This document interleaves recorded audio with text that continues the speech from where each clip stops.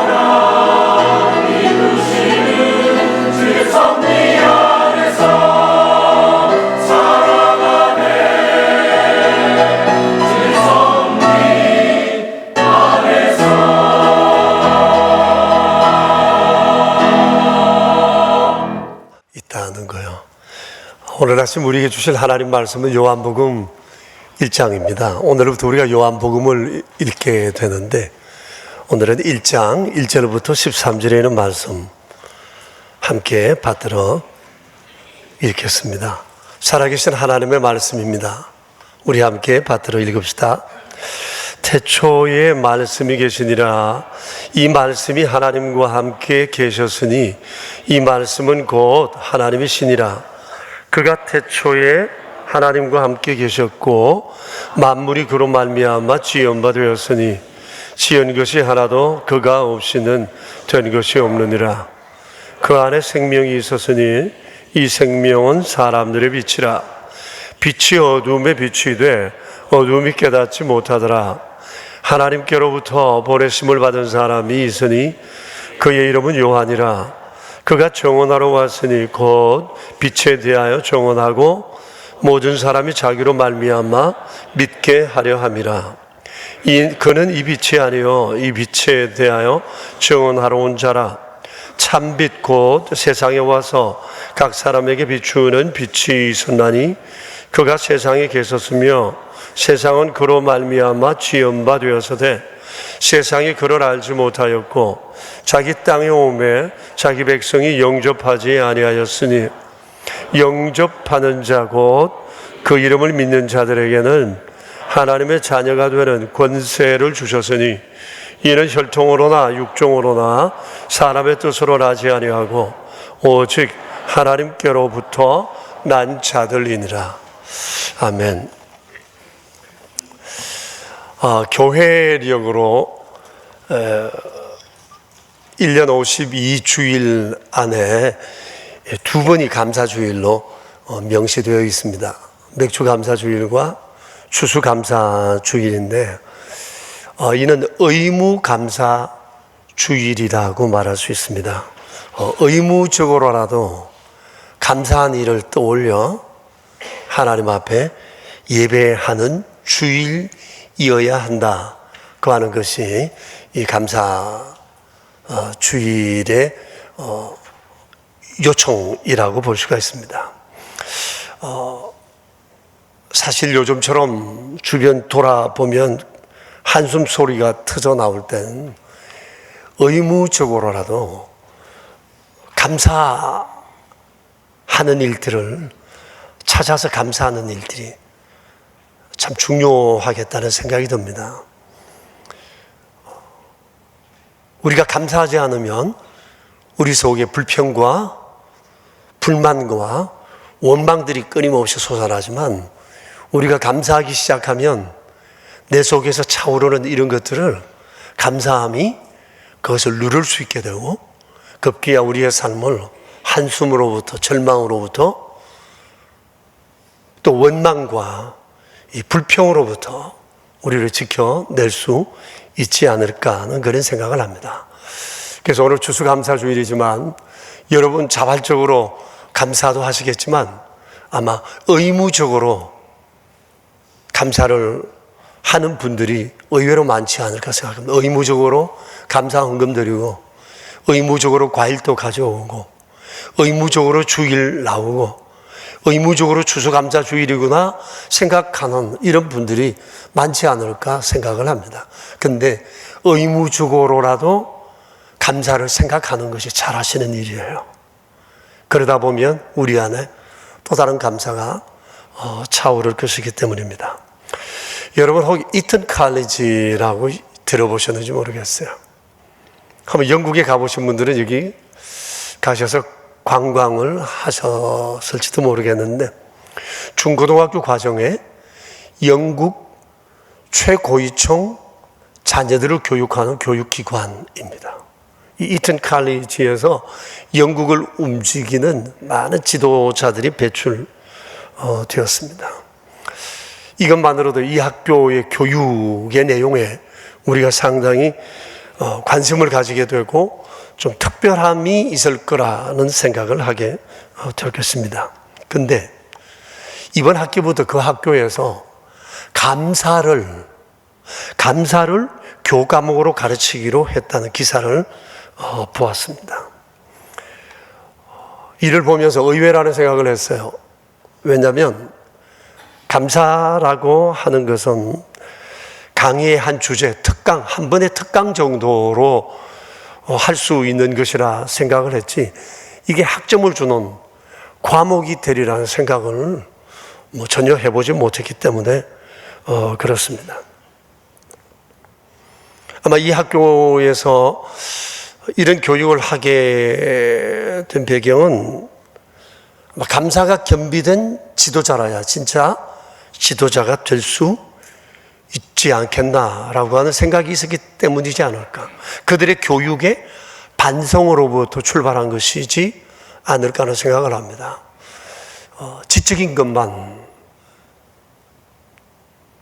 주는 것이 아니라 그들의 마음속에 그 인격을 개발하는, 인격 중에서도 감사를 먼저 배우게 하는 것, 이것이 너무 중요하다는 생각이 그들에게 있었기 때문일 것입니다.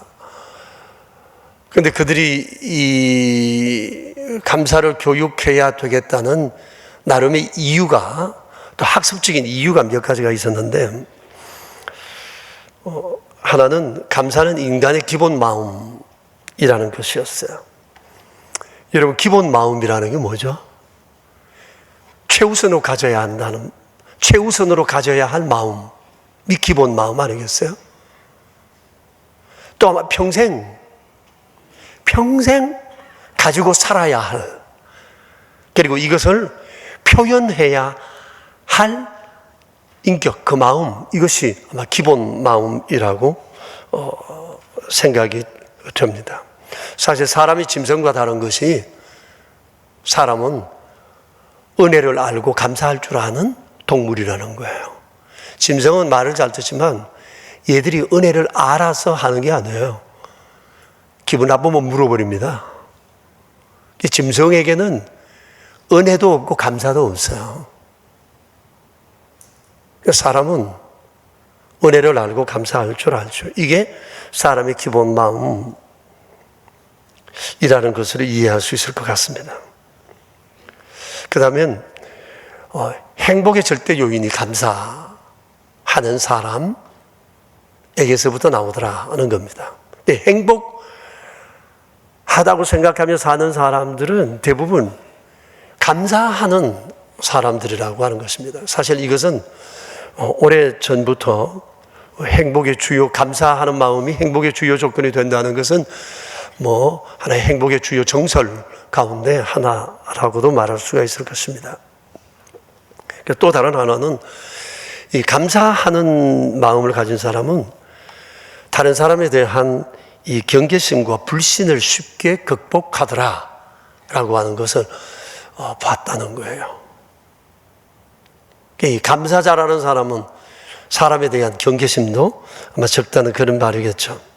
그래서 이런 의미에서 이턴스쿨은 아이들에게 감사를 교과목으로 정해서 가르치기로 했대요. 그래서 아이들로 하여금 매일 감사하는 시간을 갖게 하고, 감사한 일들을 생각하게 하고, 그리고 일상의 친절을 경험했을 때 반드시 받은 바 친절에 대해서 감사하는 카드를 써서 그에게 전해주는 이런 것들을 지도한다고 합니다.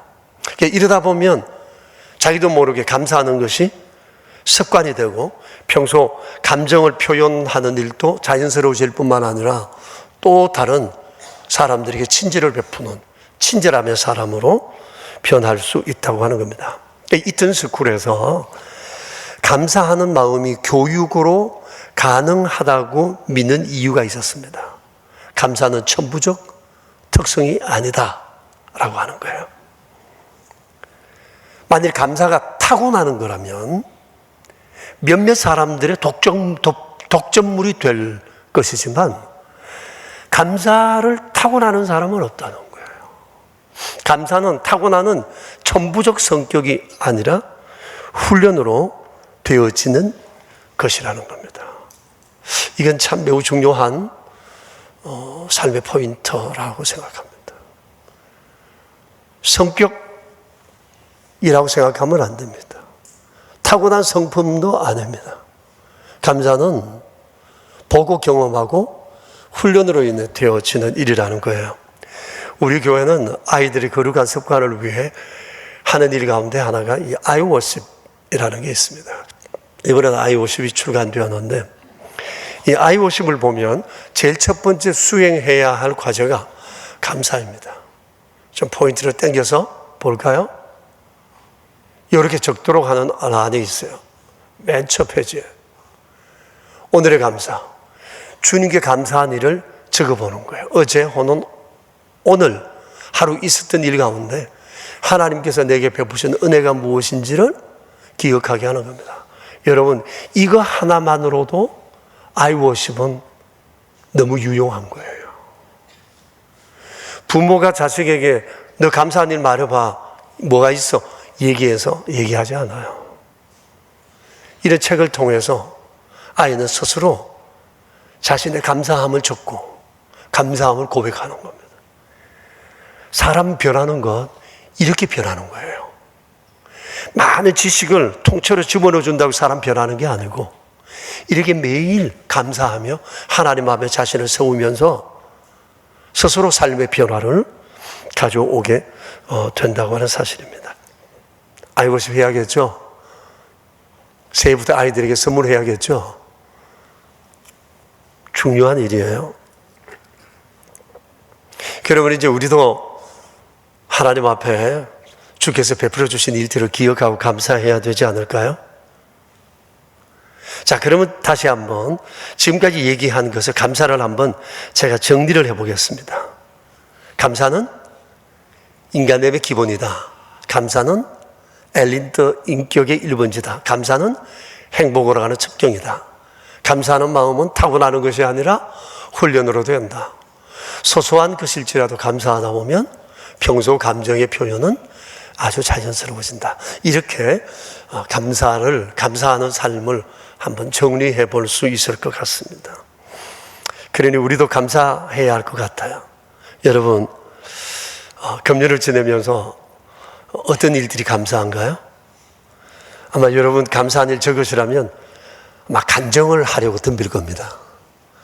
아마 그런 것들이 참 많은 분들도 있을 거예요. 그리고 내 삶 속에 있는 주께서 베풀어 주신 은혜를 감사하다 보면 아마 책을 한 권쯤 엮을 수도 있지 않을까.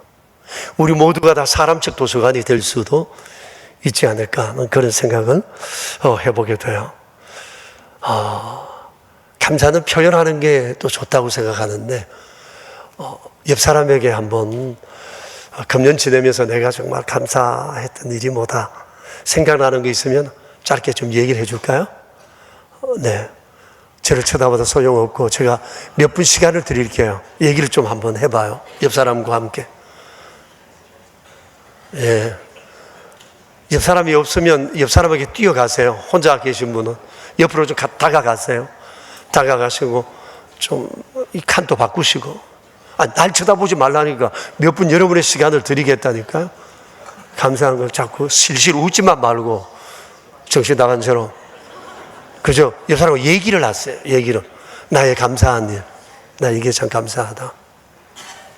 좀 숙덕. 소곤소곤. 아니, 왜 날 쳐다봐? 얘기를 좀 나누라니까. 그럼 제 얘기를 할게요. 제게도 금년도 감사한 일들이 참 많습니다. 많은데 그 중에 몇 가지만 말씀을 드린다면 교회적으로는 우무와 비전센터를 건축하게 된 것입니다. 이제 내 평생 주의 성전 건축할 일은 없지 않을까 하는 생각이 들어요. 그래서 내 평생의 마지막 할 수 있는 일이겠다는 생각을 하니까 우무와 비전센터 건축이 얼마나 감격스럽고 내 인생의 마지막 과제구나 이 생각을 하게 되면서 하나님께 쓰임받게 된다는 사실에 얼마나 감사한지 모릅니다. 그래서 기도도 한 번 더 쌓고 물질도 한 번 더 드리고 관심도 한 번 더 드리고 한 번 더 쳐다보고 그렇게 보내는 시간이 많아졌어요. 그래서 가정적으로는 금년에 제가 식구 둘을 얻게 되었기 때문입니다. 얼마 전에 외손을 4번째 얻었습니다. 그리고 이제 곧 자부도 보게 됩니다. 카운트다운에 들어갔습니다. 40 이렇게. 개인적으로는 이 하나님을 향한 마음이 더 절실해졌어요. 그래서 주님을 묵상하는 시간이 많아졌고 이 시간이 제겐 가장 좋습니다. 어떤 볼거리나 먹을거리나 즐길거리도 여기에 비할 수가 없습니다. 이것은 제가 먹는 것, 마실 것, 입을 것, 즐길 것, 보는 것, 여행하는 것 이런 것들을 제가 죄악시한다는 얘기가 아니고 그런 것에 마음을 뺏기지 않는다는 거예요. 하나도 부럽지 않아요. 그리고 그 모든 것을 경험할 때마다 그 속에서 하나님의 손길을 느낄 수 있기 때문이에요. 보이는 것, 먹는 것, 즐기는 것, 그것이 나를 즐겁게 하는 것이 아니라 그 속에 보이는 하나님의 손길을 볼 때 그것이 저를 얼마나 행복하게 하는지 모릅니다. 제 안에 하나의 소원이 있다면 손양원 목사님처럼 예수 중독자가 되는 겁니다. 그렇게 살다가 주님 앞에 섰으면 하는 그런 바람이 있습니다. 이런 것들이 금년도 지내면서 제 안에 이렇게 크게 다가오면서 주님 앞에 얼마나 감사하게 되는지 모릅니다. 자, 근데 오늘 성경 말씀을 보다가 정말 우리가 감사해야 할 것이 있음을 보았습니다. 그것은 죄인된 우리를 하나님의 자녀 되게 하신 하나님의 사랑이에요. 여러분 12절을 보시면 영접하는 자 곧 그 이름을 믿는 자들에게는 하나님의 자녀가 되는 권세를 주셨다고 했어요. 이 얼마나 놀라운 일인지 모릅니다. 여러분 이로 인해서 우리의 팔자가 바뀌었고 우리는 세상 최고의 신분을 가진 자가 된 겁니다. 여러분 이게 실감이 나세요? 이 사실이 정말 감격이 됐어요? 내가 하나님의 자녀가 됐다는 것, 그 놀라우신 주님의 자녀가 됐다는 것이 정말 내게 감격스러우냐고요. 어떠세요? 어떻게 이런 일이 우리에게 일어나게 됐을까? 우리의 출생의 비밀에 대해서 우리가 함께 생각해 보았으면 좋겠습니다. 크게 보면 두 가지예요. 우리가 하나님의 자녀가 된 것은 우리가 예수님을 믿었기 때문입니다. 여러분 12절을 보시면 믿는 자에게는 하나님의 자녀가 되는 권세를 주셨다고 했어요. 이 권세라는 말은 권리라는 것을 뜻하는데 예수님을 믿으면 하나님의 자녀가 되는 권리가 자동적으로 주어진다는 거예요. 예수님을 믿는 순간. 그래서 우리는 하나님으로부터 다시 태어난 자가 된 겁니다. 13절에 그랬죠. 하나님께로부터 난 자가 된 겁니다. 그런데 우리가 하나님의 자녀가 되었다, 하나님으로 났다, 이것은 단순히 입양 정도가 아니고 본능적으로 하나님의 자녀가 되었다는 겁니다. 보세요. 우리의 껍데기는 하나도 안 바뀌었는데요, 근본적으로 새롭게 태어났다는 말이에요. 이게. 예? 그리고 자녀가 되다라고 했는데 이것은 한 번 됨으로 영원히 되는 것을 말해요. 영원히 변치 않는 관계라는 거거든요. 하나님과 우리의 관계를 세상에 어떤 것도 끊어놓을 수 없어요. 이 관계는 영원히 변치 않고 죽음도 갈라놓을 수 없다는 겁니다. 이게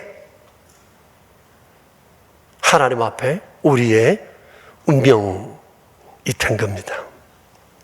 그런데 이 하나님의 자녀라는 이 말 안에 많은 영적인 사실들이 함축되어 있는데, 예를 들면 이런 거예요.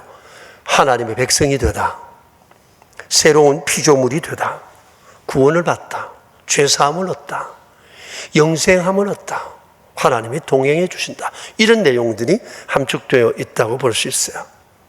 자, 방금 말씀드린 이 모든 것은 눈으로는 볼 수 없는 우리 안에 일어난 변화예요.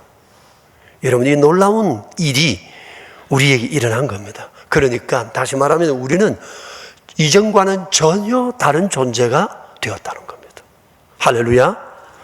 예수님을 믿음으로 우리는 이전과는 전혀 다른 존재가 된 겁니다.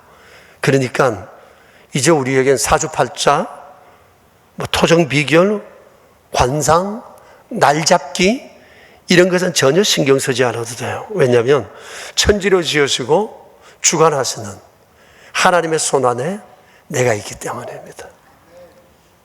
믿으십니까?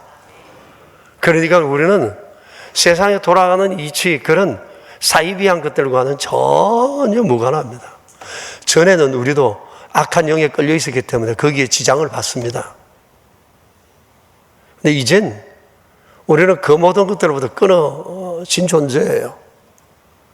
하나님의 능하신 손 안에 있기 때문에 전혀 그것들과는 상관없다고 하는 겁니다. 여러분, 우리가 하나님의 자녀된 것은 우리가 예수님을 믿었기 때문이에요. 이게 첫 번째 우리의 출생의 비밀이고요. 두 번째 출생의 비밀이 뭔가 하니, 우리를 하나님의 자녀 되게 하시기 위해서 하나님께서 태초부터 이 일을 계획하셨다는 거예요. 내가 예수님을 믿어야 되겠다는 순간부터 내가 하나님 자녀 된 것이 아니고, 내가 하나님을 알기 전에, 믿기 전에, 세상 태어나기 이전에 하나님께서 이미 나를 자녀 삼으시겠다고 이미 작정해 놓으셨다는 겁니다. 여러분, 여기 1절을 보세요. 1절을 보면 태초에 말씀이 계시니라 구절이 나와요. 이 태초라고 하니까 여러분, 창세기 1장 1절 태초에 하나님이 천지를 창조하셨다라는 말이 기억나죠? 근데 이 태초는 창세기의 태초와는 다른 태초예요.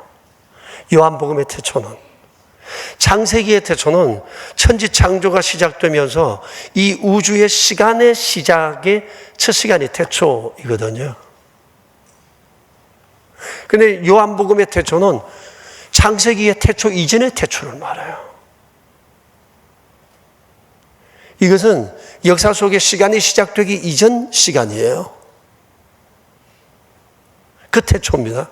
이거는 우리의 상상을 할 수 없는 그런 시간이거든요. 그런데 그때 하나님께서 이미 우리를 하나님의 자녀 삼으시려고 작정하셨다고 하는 사실입니다. 정말 신비로운 사실이 아닐 수가 없어요. 그때 하나님께서는 참 빛이요 생명 되신 하나님이신 성자 하나님께서 세상에 오심으로 이 일을 이루시게 하시겠다고 이미 작정해 놓으신 겁니다. 그리고 그 하나님이신 성자 하나님께서 세상에 오신 겁니다. 그리고 오늘 9절에 보면 그 주님이 세상에 오셔서 사람들에게 비추셨다고, 참빛이신 주께서 빛을 비추셨다고 말씀하셨어요. 여기 비추셨다는 것은 하나님이신 주께서 자기 자신을 다양한 모습으로 사람들에게 나타내 보이셨다는 그런 뜻이에요.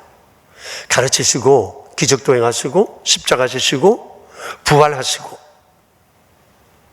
이런 것을 통해서 하나님 자신을 드러내 보이셨다는, 이 놀라운 하나님의 계획을 말해 보이셨다는 겁니다.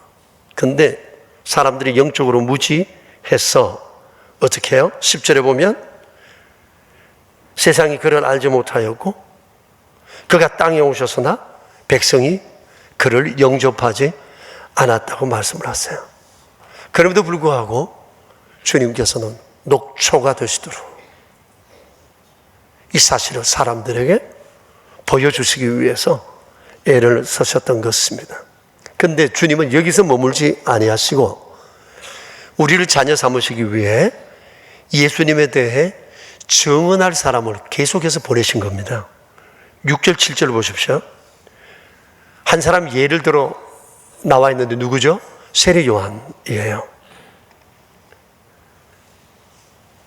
7절에 보면 세례 요한은 증언하러 왔는데 빛에 대하여 증언하고 모든 사람이 자기로 말미암아 믿게 하려 함이라고 했습니다. 주님 자신이 일을 하시다가 이걸로 끝내지 않고 또 이런 전도자들을 보내셔 끊임없이 우리로 하여금 하나님의 자녀 되게 하셨다는 겁니다. 기독교 역사에는 세례 요한 같은 이들이 절비해요. 이런 분들이 계셨기 때문에 우리가 복음을 들을 수 있었고 믿어서 여기 있는 것입니다. 바로 이분들은 우리로 하나님 자녀 되게 하기 위한 하나님이 보내신 전도자들이었다라고 하는 겁니다. 여러분, 이 얼마나 지극하신 하나님의 사랑인지 몰라요. 하나님의 초점은 오직 하나예요. 우리예요. 우리를 자녀 삼으시려고 하는 겁니다. 타락으로부터 우리를 구하여 자녀 되게 하시려는 겁니다. 이를 위해 주님은 태초부터 일을 계획하셨고, 계획하신 그 일을 예수님을 통해 세상에 펼쳐내 보이시고, 역사 속에 수많은 하나님의 사람들을 보내시어 넘어진 우리, 말 듣지 않는 우리 끊임없이 돌이켜 자녀 삼으시려 하셨다는 사실입니다. 사람은 주님을 멀리했지만 주님은 한 번도 사람을 포기하지 않으셨다는 거예요. 이 얼마나 놀라운, 정말 지극하신 사랑입니다. 태초부터 지금까지 하나님의 사랑이 계속된 거예요. 사람의 사랑이 얼마나 짧아요. 근데 주님, 우리를 향한 주님의 사랑이 태초부터 지금까지 계속 되어져 오고 있다는 사실이에요. 여러분이 얼마나 지극하신 사랑인지 몰라요. 그렇기 때문에 우리는 이 세상을 살아가는 동안 하나님께서 우리를 자녀 삼으시기 위해서 행하신 이 놀라운 해산의 수고를 결코 잊지 않아야 할 것입니다. 그리고 하나님께서 우리를 사랑하시기 위해서 태초부터 지금까지 포기하지 않으셨던 이 사랑을 우리가 생각하면서 이 세상 사는 날 동안 하나님께서 날 이 지극한 사랑으로 끊임없이 돌보신다는 사실에 대해서도 조금도 의심해서는 아니 되어요. 그리고 나아가서 이 세상 사는 날 동안 내가 하나님 아버지의 자녀라는 사실, 하나님은 내 아버지라는 사실을 세상에 선포하고, 또 하나님의 자녀라는 이 자부심, 이 하나 붙잡고 이 험한 세상을 용기 있게 살아가야 한다는 것입니다. 이것이 우리를 자녀 삼으신 하나님을 향한 우리가 해야 할 감사의 표현이다고 말할 수가 있습니다. 이와 관련해서 제가 한 자매님의 사연을 소개할까 합니다. 자매님은 우리 교회에서 1년 남짓 신앙생활 하다가 올 봄에 가정사로 인해서 고향 친정집으로 내려간 자매인데, 어느 날 수요일에 일부 예배를 마치고 내려왔더니 조그마한 곽 하나 하고 이 편지를 목양실 앞에 두고 갔어요. 자매님이 고향으로 아이들과 함께 내려가는 길에 들려 그것을 두고 갔는데, 제가 이 편지인데 이 편지를 읽으면서 가슴 아파하고 울고 가슴 벅차고 그렇습니다. 어제도 이 편지를 보다가 얼마나 가슴이 뜨거워졌는지 모릅니다. 저희가 이 편지를 좀 길지만 한 사람의 삶의 간정이라는 생각을 하시고 한번 들어보세요. 하나님을 아버지로 하나님의 자녀라는 이 사실이 이 자매를 절망으로부터 어떻게 구해냈는지를 한번 들어보시기 바랍니다. 샬롬, 목사님 안녕하세요. 저는 작년 이맘때쯤 어린 두 자녀와 함께 이곳으로 와 예배를 드렸습니다. 벌써 다음 달이면 교회에 온 지 1년이 되는 달인데 제가 오늘 다시 두 자녀와 함께 이곳을 떠나게 되어 목사님께 감사 인사를 하고자 편지를 하게 됐습니다. 직접 뵙는 용기가 없기에 글로 대신해서 죄송합니다. 목사님, 정말 감사했습니다. 하나님의 달고 오묘한 말씀이 저희의 생명을 다시 살게 했고, 왜 살아야 하는지 과제 앞에 명쾌하신 성경의 말씀들을 들려주셔서 감사합니다. 저는 42살에 아직 어린 자녀를 둘을 키우며 플로리스트라는 달란트를 가지고 있습니다. 믿음이 없는 남편과의 불안한 결혼 생활에 10여 년의 오늘 별거를 선택하며 잠시 동안 헤어져 각자의 자리에서 주체적인 삶을 살고자 남편의 이곳에서 저는 두 자녀와 함께 친정집인 시골로 내려가게 되었습니다. 삶의 문제들 앞에 놓일 때마다 그리스도인으로서 무너져야 했던 수많은 시간을 죄와 함께 눈물로 12년을 보낸 것 같습니다. 처음 결혼과 동시에 시댁 모든 부모님, 어른들과의 불화, 잦은 부부싸움, 남편의 외도, 대기업에 다니는 남편의 권고사직, 7년 만에 간절한 기도 끝에 얻은 둘째를 갖고 임신 7개월에 자살 시도, 두 번째 남편의 권고사직, 그리고 오늘의 별거. 저는 모태신앙임에도 하나님을 제대로 만나지 못해 첫 아이 출산 후 다시 신앙을 회복시켜 어느 교회에서 6년을 섬겼습니다. 문제들은 그러함 속에 줄줄이 사탕처럼 언제 끝날지도 모르는 지옥 같은 상황에 수도 없이 교회 가서 기도하며 헌신하고 살아도 왜 나는 이렇게밖에 살지 못하는가에 대한 의문을 달며 신앙생활을 했습니다. 그래도 나는 남편보다 하나님을 믿는 사람이기에 참아야 한다고만 생각했던 것 같습니다. 6년의 끝자락에 임신 7개월의 자살 시도가 제 인생의 신앙의 큰 죄와 좌절을, 모든 부분이 다 땅에 떨어졌을 때 제 안의 말씀을 너무너무 사모하고 싶고 그래도 살고 싶어 교회를 찾던 중 이곳으로 하나님께서 인도해 주셨습니다. 큰아이를 기다리며 3개월밖에 되지 않은 둘째를 유모차에 태워 따뜻한 4월의 봄부터 저는 둘째와 함께 본당에 들어가 기도를 드렸고 어디서든 따뜻한 느낌을 받는 명선교회가 너무 좋았습니다. 직업의식 때문인지 몰라도 구석구석 예쁘게 단장된 꽃길과 멋들어진 나무들, 등나무 그늘, 마음의 숨구멍이 뚫린 듯 했어요. 결단하며 명선에서 시작된 첫 예배는 욥의 말씀을 통해 저를 보게 되었고, 예배 가운데 한없는 은혜를 주시는 아버지는 못난 저를 사랑하시며 잠잠히 기다리라 말씀하셨습니다. 처음과 시작이 눈물이 앞서니 나는 눈물이 하염없구나 하며 예배에서 회복하게 하시고, 말씀 가운데 처음 신앙생활하는 사람처럼 하나님의 마음을 아는 것에 기쁨이 넘쳤습니다. 하나님 말씀이 이런 거였구나, 성경이 이런 거였구나, 말씀이 이렇게 아름다운 거였구나. 그래서 이전에 없던 예쁜 모습으로 예배 시간 30분 전부터 신랑을 맞이하는 신부가 되고 싶어 기도하며 기다리는 설렘이 시작되었습니다. 저희에게 예배가 하나님을 더 가까이 하는 자리로 늘 기쁨이 넘쳤습니다. 오늘 목사님의 말씀을 기대하면 더 큰 말씀인 은혜가 하염없는 눈물로 변하게 하였고, 저는 그로 인해 순예배도 드리고 관계 가운데에서도 회복이 되었습니다. 오랜 우울증 치료, 우울증 약 복용을 하고 있었지만 지금은 안 하고 안 먹은 지 4개월가량 되어갑니다. 새벽 기도를 가고 싶어도 못 가는 환경에도 말씀을 앱을 통해 시시때대로 듣게 되었으며, 성경을 읽는 습관도 밤참을 통해 아이와 함께 시작하게 되니 성경은 보물이더라고요. 문제를 보는 시각과 생각이 달라졌어요. 말씀은 알면 알수록 저의 죄만 보이고 회개하게 하시고, 그러고도 기쁨과 회복이 동시에 일어나게 되었습니다. 전에 제 모습은 그냥 제가 아는 하나님이었던 것을 알았습니다. 그렇게 직분에 헌신하면서도 보이지 않는 하나님을 안 계신다고 믿음 생활을 했고, 늘 불평불만, 어린아이처럼 때를 쓰듯 그런 신앙이 명선을 다닌 11개월 동안 다시 하나님을 만나게 되었습니다. 큰아이는 교회 생활에 즐거워했고 관심 있는 프로그램에 스스로 참여해 기쁨이 넘쳐났고요. 이렇게 저희들에게 말씀으로 예배로 회복하신 하나님께 기도로 달라지게 되었고 기쁨이 넘쳐 힘들지 않았습니다. 저희 딸은 엄마, 일요일만 되면 이렇게 이쁘게 입고 가는 거야? 라며 감탄을 자아내지만 신랑을 맞이하는 신부가 되고 싶었던 것 같아요. 목사님 회복함으로 자신감이 생기고 더 가까이 하나님을 알고 싶어졌습니다. 새벽 신앙 훈련 때 말씀하신 우모와, 늘 우모와의 궁금증과 처음 알게 된 하나님의 나라와 그분의 뜻, 두 자녀와 3일을 가며 가슴이 벅차고 못 간 날은 앱으로 들으며 듣고 또 듣고 막 신이 났습니다. 궁금증의 해결이 여기에 있었습니다.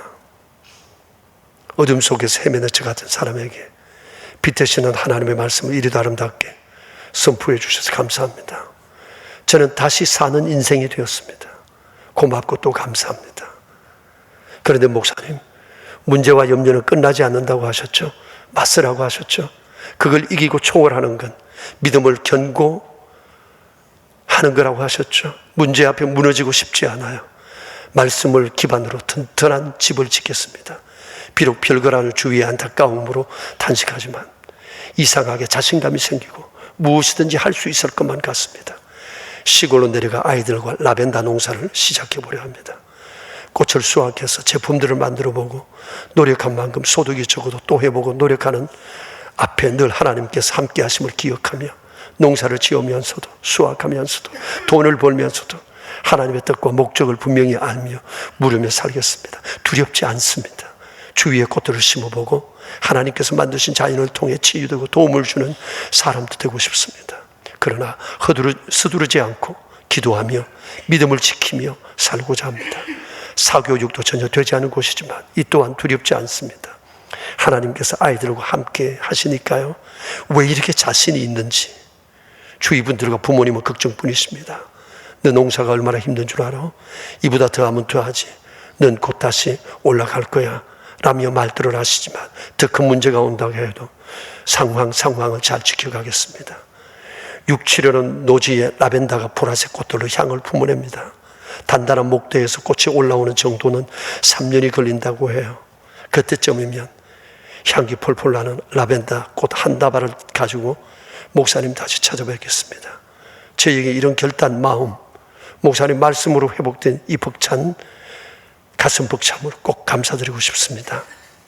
그리고 목사님 이 반지는 우모와 비전센터 건축에 써주세요. 별개로 결정하고 정리 가운데 둘째 100일 반지 하나가 있었는데 둘째 아이는 아무것도 못해준 상황이라 반지 하나만 부모님께서 해주셨습니다. 모든 재산의 소유는 다 남편이 가져야 되는 사람인지라 경제적으로 여유가 많아지지 않고 줄어든 상황이지만 적다고 불평하지 않고 욕심 많은 남편을 닥달하지 않아야 한다는 생각에 경제적으로 여유로이 떠나지 않게 되었습니다. 전에 다니던 교회에서도 건축을 하며 검처럼 생긴 것들은 다 팔아버려 남은 게 이 반지 하나니 그래도 하나님께 드릴 수 있어 이 또한 감사합니다. 부모님도 믿음이 있으신 분들이시니 좋아하실 것 같습니다. 더 배워보고 싶었고 이곳에서 무엇을 하고 살아야 하는지 알고 싶은 것들이 많아 프로그램을 신청하고 순예배도 더 잘 드리고 싶었는데 너무 아쉽기만 합니다. 아이들을 위한 비전센터 건축이 하나님의 뜻에 맞게 되도록 모든 과정을 위해 그곳에서도 기도하겠습니다. 그리고 나머지는 저 개인에 관한 여러 내용들로 자매님이 기록해 주었습니다. 그래서 저는 그 뒤로 이 자매님의 승리의 삶을 위해서 기도하고 있습니다. 여러분, 고난 없는 사람 누가 있겠습니까? 그런데 내가 정말 하나님의 자녀인가라고 하는 것은 고난을 만났을 때 비로소 그 진가는 드러나게 되는 것입니다. 이 자매는 죽음의 문턱 앞에 서 있었지만 하나님의 자녀라는 이 사실 앞에 더 큰 문제가 생겼으나 그는 용기 있게 주님 주시는 그 힘으로 살아낼 마음의 다짐을 하고 있습니다. 아마 지금 여기 계신 우리들 중에도 하나님의 자녀라는 이 믿음 때문에 삶을 이겨내신 분들 많이 있을 겁니다. 죽음 앞에서 이제 가정을 포기해야 되겠다는 사실 앞에서 아이들이 가족들이 너무 말을 듣지 않아 이제 다 그만둬야 되겠다는 절망 앞에서 엄청나게 밀려오는 우울한 감정들 앞에서 버텨낼 수 있었던 것은 내가 하나님의 자녀라는 이 사실이 아마 붙들어주지 않았을까 그런 생각을 해보게 됩니다. 여러분, 우리가 앞으로도 살아가노라면 우리 앞엔 많은 고난이 닥칠 수 있습니다. 그때도 우리는 흔들리지 말아야 합니다. 나는 하나님의 자녀다. 나는 하나님의 아들이요. 나는 하나님의 딸이다. 라는 것을 선포하고 문제 앞에 우리가 선다면 모든 것을 합력하여 선을 이루어 주시리라 생각합니다. 여러분, 절대 포기하면 안 됩니다. 어떤 상황 앞에서도. 왜냐하면 우린 하나님의 자녀이기 때문에 내 목숨 내가 마음대로 할 수 있는 사람이 아니에요. 우린 모든 것은 하나님의 것이니까 하나님 책임지시죠. 지시겠죠. 쳐주셔야죠. 오늘 우리가 이 감사주의를 맞아서 억지로라도 감사합시다. 의무적으로라도 하나님 날 자녀 삼아 주셔서 정말 감사합니다. 한번 우리 감사하셔야 돼요. 정말 이 감사 해야 되고 이 감사 위에 다시 한번 내 삶을 구축해 가야 합니다. 오늘 이런 은혜로 우리의 삶을 감사로 채우는 아름다운 은혜가 있게 되기를 축복합니다. 기도하겠습니다. 아버지, 감사합니다. 허물 많은 우리가 이게 하나님의 지극하신 사랑을 입어 이렇게 자녀되어 여기 서 있습니다. 태초의 태초부터 저희를 사랑하신 그 사랑을 지금도 놓지 않으시고 여전히 우리를 붙들고 계시는 자비로우신 주님께 감사를 드립니다. 그렇게 우리를 사랑하시어 해산의 수고를 하셨는데 어찌 주께서 우리를 놓으실 수가 있겠습니까? 어찌 우리를 사랑하지 않을 수가 있겠습니까? 우리가 비록 죄로 인하여 주님을 떠난다 할지라도 주께서 어찌 우리를 붙들지 않으실 수가 있겠습니까? 세상의 수많은 일들 앞에 우리가 좌절하고 넘어질 때가 있다 할지라도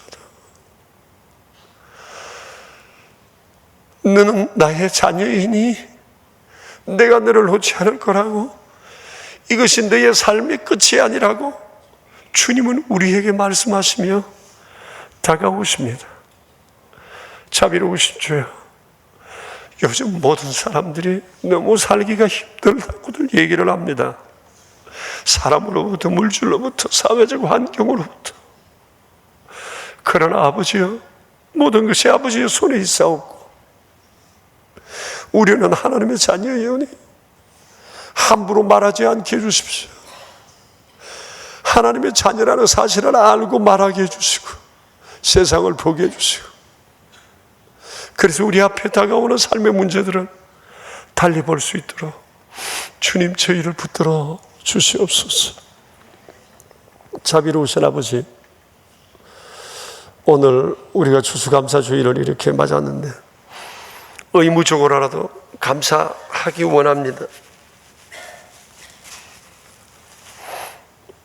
감사를 잊은 우리에게 오늘로부터 다시금 감사를 습관화할 수 있는 저희 되어 우리의 인격을 새롭게 다듬어 가도록 아버지 저희를 도와주십시오. 지금까지 사랑 베푸신 아버지의 은혜 감사드리며 예수님의 이름으로 기도드립니다. 아멘. 아버지, 아버지, 아버지, 아버지, 감사합니다. 죄 많은 저희를 자녀 삼아주신 것 감사합니다. 지극하신 사랑이 이 영원히 계속될 것을 생각하니 우리의 가슴이 벅차오릅니다. 감사합니다. 오늘 우리가 의무적으로 추수감사 예배를 드리지만 이제는 매일매일 온 마음을 다해 주를 향한 감사가 계속될 수 있도록 도와주시기 바랍니다. 그래서 오늘 우리는 추수감사 주일 감사 예물을 가지고 주 앞에 나왔습니다. 11조도 드리고 감사 예물도 드리고 주정 헌금도 드립니다. 그리고 오른손 헌금도 드리고 사랑의 식탁도 드리고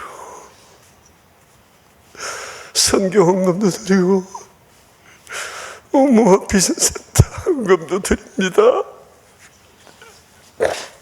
감사합니다. 아버지, 우리의 평생이 하나님의 자녀라는 이 한 가지 자부심으로 살 수 있도록 아버지 저희를 주장해 주세요.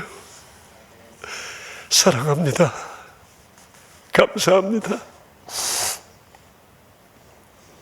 예수님의 이름으로 기도드리오며 이제는 우리의 구원의 반석이신 주 예수 그리스도 우리 주님의 이름과 복되신 아버지의 크신 사랑과 날마다 우리를 인도하실 성령님의 교통하심이 모인 저희 무리들과 명순의 모든 가족들과 주님의 몸 될 수 있는 교회 위에 이제로부터 영원히 함께 계시옵기를 간절히 축원하옵나이다.